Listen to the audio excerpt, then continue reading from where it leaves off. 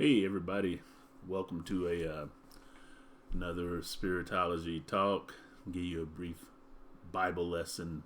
Um, as you already know, the title of this lesson is "Who are the sons of God?" I know when we talk about sons of God, or what immediately flashes into the head is the Son of God, the only begotten Son of God, who we mostly know as the Messiah, the way shower, the one who showed the way to salvation. But obviously, um, the book of Job talks about there being sons of God. Sons of God. And I'm reading from the Bible, the Amplified version of the Bible. Before I go any further, it's kind of interesting, this whole subject matter about the sons of God. Sometimes we even think about that excerpt from the book of Genesis that talks about the sons of God saw the daughters of men, that they were fair, and they took the daughters of men for wives, and they fell out of God's grace, became fallen angels. But apparently only a few of them fell, transgressed in that manner. So check this out. I'm going to read 2 verses from the book of Job. And this is from Job chapter 1, and this is verse 6. Now there was a day when the sons of God came to present themselves before the Lord, and Satan, the adversary and accuser, also came among them. And the Lord said to Satan, "From where did you come?"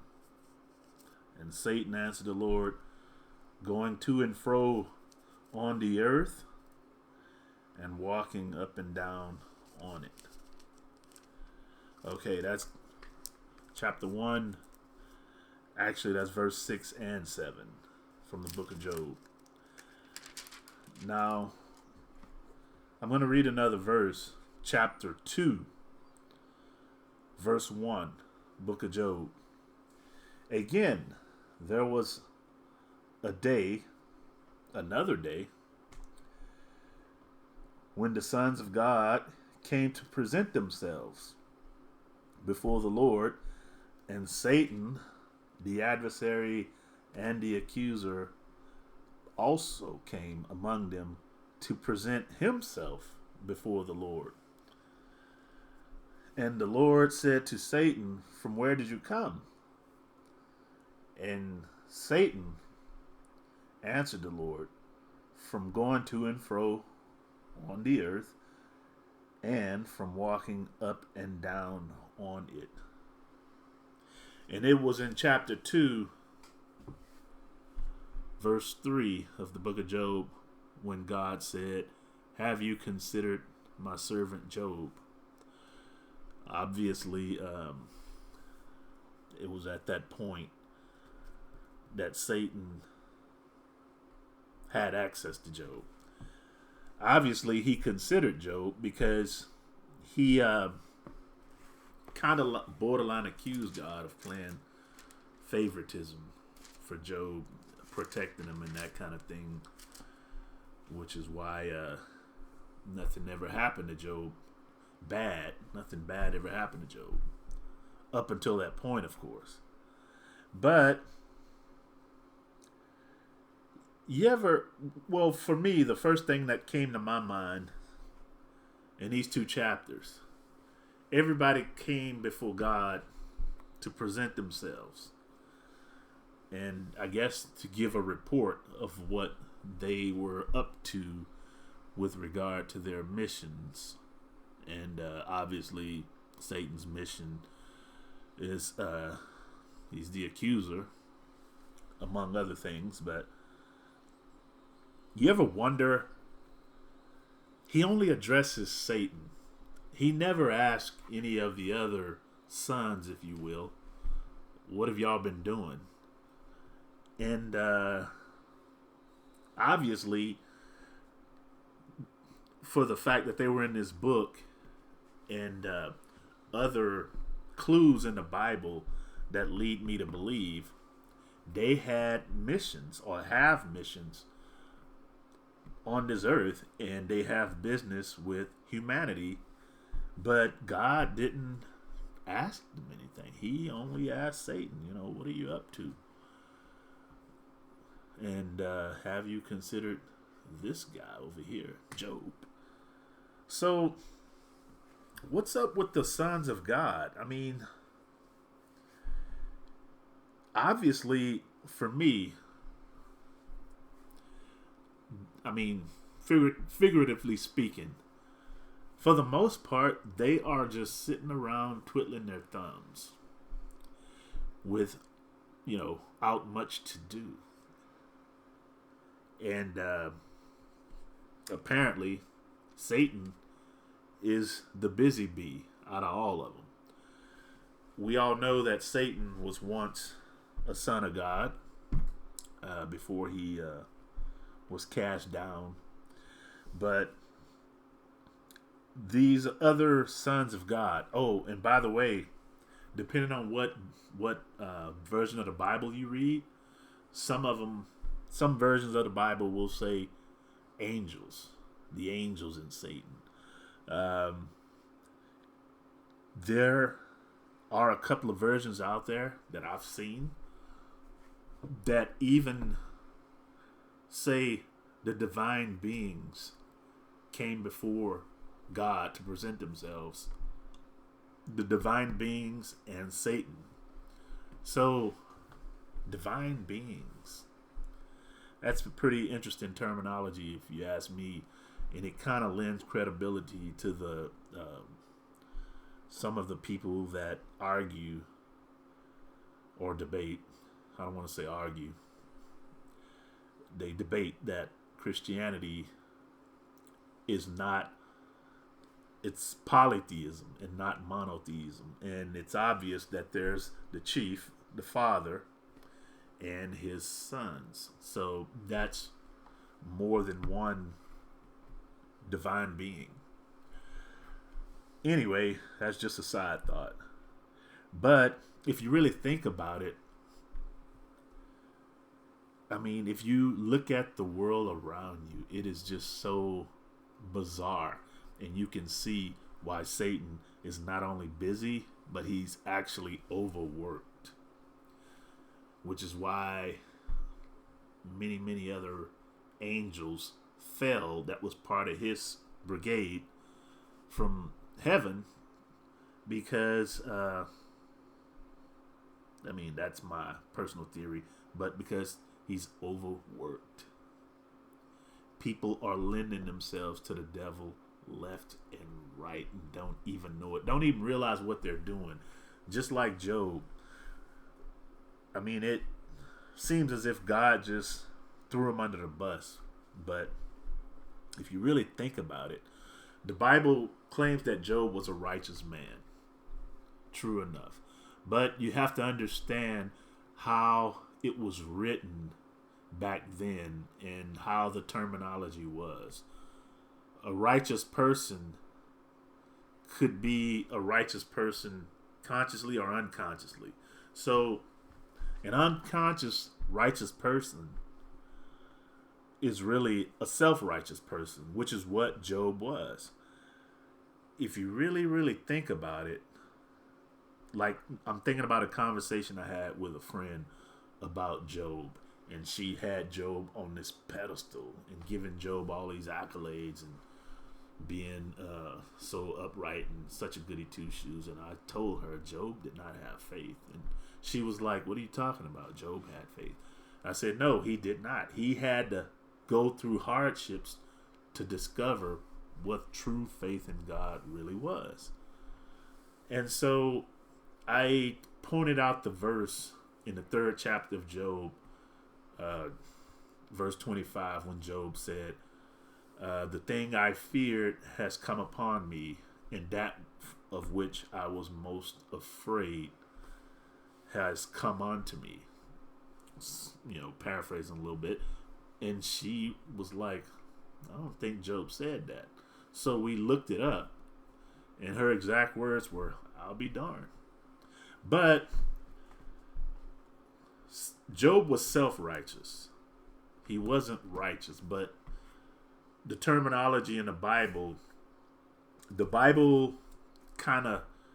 is kind of written in such a manner that you have to figure things out by putting little clues together. It gives you clues about which meaning is which. For instance, I just said Job was self-righteous. And the reason why I believe that, from the very beginning, it talks about Job and his children. And they would party and, have all kind of good times together. And then when they would go home, Job would say, I guess I better pray for him. Because, he would do his little sacrifices and that kind of thing, sin offerings and that kind of thing.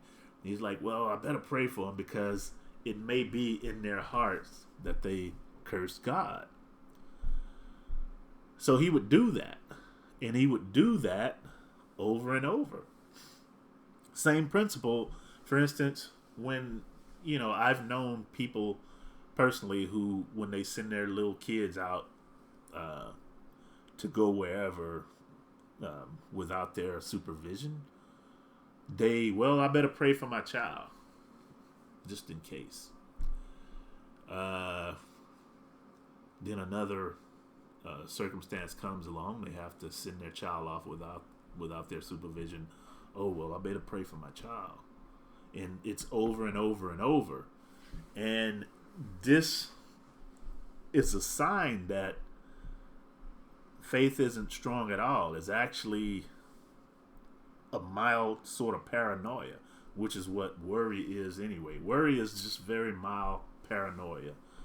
And so Job was paranoid because he actually said, they may have sinned, and I'm going to read it. It may be that my sons have sinned and cursed or disowned God in their hearts. And he would say that over and over just to have an excuse to justify his own paranoia and lack of faith. And without faith, the sons of God who were true to their mission on earth, they can't do anything. When you have faith or lack thereof, when you lack faith, you bind the angels that are assigned to come look out for you. And like it says in the New Testament, people may get along okay and things bad aren't happening, so to speak, outwardly, but that's only because it's just fate. In the New Testament talks about that. People call that being protected, but it's just like rolling a dice. They're really not. And the proof of that is all the negative thinking and the paranoid thinking. Like here recently, I can recall a lot of people that I know. And it was the buzz on the social media. And, the election with Trump versus Biden. And I'm seeing the same people over and over periodically. It appears to the whole scenario with the election and the riots and all the things that are going on. It just getting worse and worse and more climactic. And people are like posting prayers, saying, pray for this, pray for that. Pray for, that Trump loses and just all kind of things, we got to pray, and over and over and over. And this just lends credibility to the lack of faith thereof. And, I don't like to participate in too much of that, but I would chime in on some of those conversations every now and then, and I would even try to point out things to why that's nothing to be worried about. But I'd get ignored every time. They just make up excuses as to why they need to worry. They would. I'm talking about intelligent, so-called God-fearing, Christ-accepting Christians.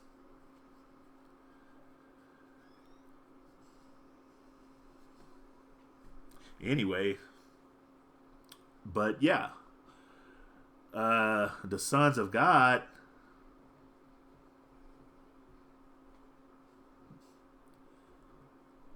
they don't have anything to do. They're, to answer the question, where are the sons of God? They're in the air, all right, but they're on standby. They're on standby. And they're waiting for somebody to show and display real faith, real trust. Because they're buzzing all around us, just waiting to get involved. They really are. But it might be just a case, as it says in the book of Genesis. Men are in love with the darkness because their deeds are evil. And even now, this whole thing about the election. Okay, so Biden got elected.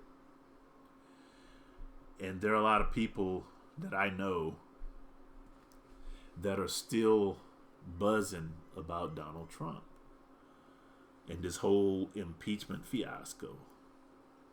And they're like, yeah, we gotta impeach him. We can't give the boogeyman a chance to come back. The boogeyman, he came to the White House and presided over us, tormented us for 4 years.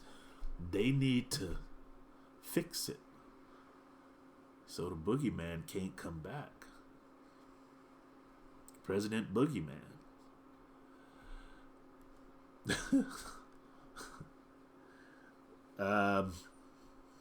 I'm gonna go ahead and venture to say he won't be back in 2024. Wherever he'll be, I'm just gonna not necessarily comment on that, but I don't think that's anything to worry about. You got better things to worry about. That is, if you feel you need to worry about anything. Nevertheless, the sons of God, they're waiting on you. They're waiting on you. They're on standby. They're buzzing all around you, all around us. You think Satan is walking back and forth, to and fro, up and down upon the earth. How much more so the sons of God? Just like Job activated Satan in his life by his lack of faith and self-righteousness, how many of you are doing the same? Job was pretentious about trusting God and knowing God. Turns out he really didn't. He learned a lesson the freaking hard way, but we don't have to. But we need to really, really understand what we're doing and how we're shooting ourselves in the foot. Trying to be high and mighty in front of each other. But in our minds, we're cowering like shivering little mice, worrying that the worst will happen, just like Job, and activating Satan in our lives, empowering him. And that's the thing.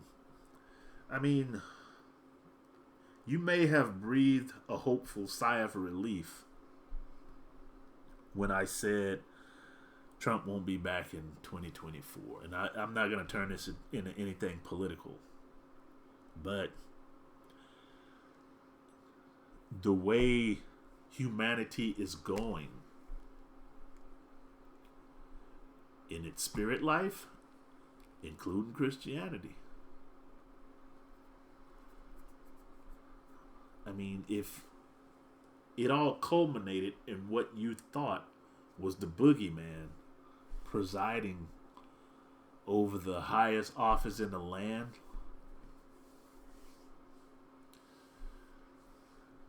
that should be incentive to figure out how to change our ways, or it might get progressively worse.